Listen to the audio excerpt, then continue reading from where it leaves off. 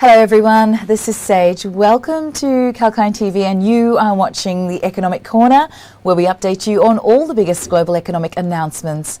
The first economic update for today comes from the Reserve Bank of Australia. Minutes of the RBA in April policy meeting showed that Australia's economic recovery has surpassed all expectations with an above trend expansion likely this year and next, though the country's central bank is still in no hurry to tighten policy settings. The Reserve Bank of Australia, or the RBA, left rates at a record low 0.1% at its April 6th meeting, while reiterating its commitment to keep policy accommodative as long as is necessary to pull down unemployment and push inflation higher. The RBA cut interest rates 3 times last year, announced a yield curve control, or the YCC program, to keep 3-year government bond yields at 10 basis points, and launched a massive quantitative easing program targeting longer-term bonds. The minutes showed the RBA would maintain this supportive policy stance until actual inflation is sustainably within its 2 to 3% target range, a goal it does not expect to meet before 2024.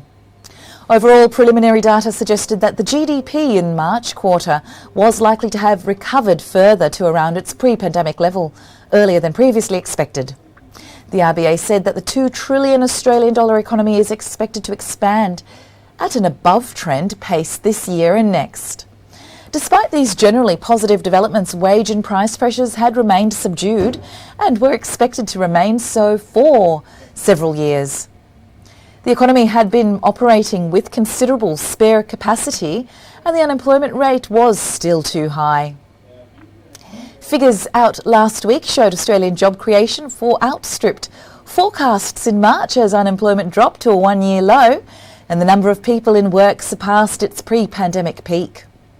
The RBA has recently said the unemployment rate needs to be in the low 4s or high 3s to generate wage and price pressures from 5.6% now.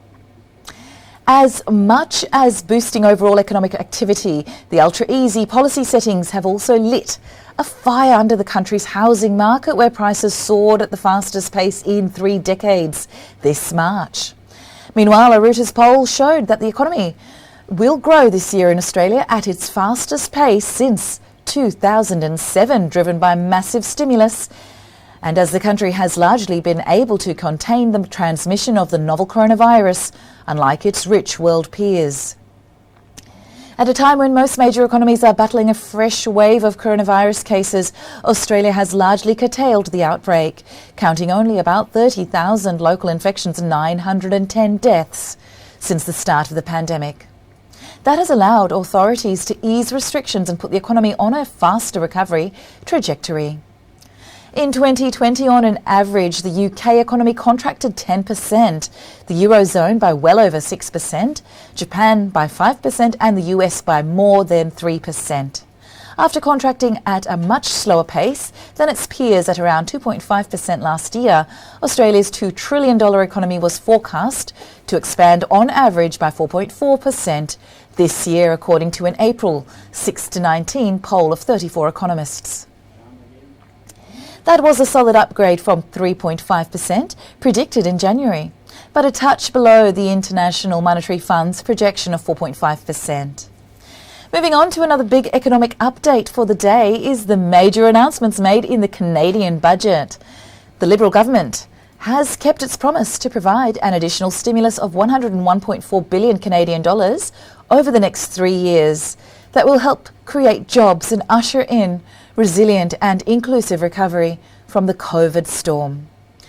Without missing a beat, FM Freeland also snapped back at those who have criticised the government's massive spending plans, questioning if they have lost their jobs and income amid the pandemic. To provide affordable, high-quality and flexible childcare support for all, FM Freeland said that 30 billion Canadian dollars will be invested in establishing a nationwide early learning and childcare system over the next 5 years. The initiative, which will see an investment of 8.3 billion Canadian dollars thereafter, intends to bring down the cost of childcare to 10 per day Canadian dollars in Canada by 2025 through to 2026. To support the elderly Canadians, the Trudeau government have set aside a $3 billion Canadian investment for long-term care facilities.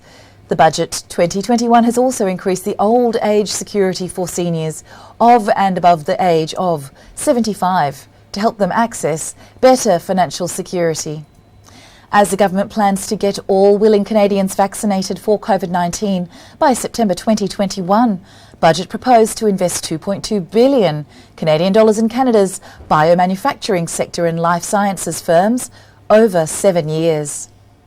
Promising to bring in 1 million jobs by the end of 2021, Freeland said that 595 million Canadian dollars will be earmarked for a newly introduced Canada Recovery Hiring Program to help support employment.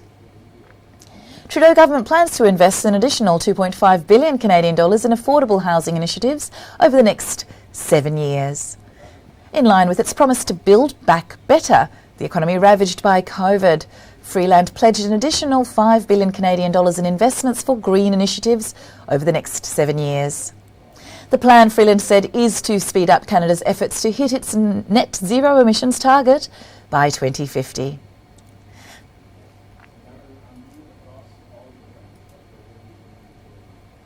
And that is all for now. Thank you for joining us, and this is Sage signing off.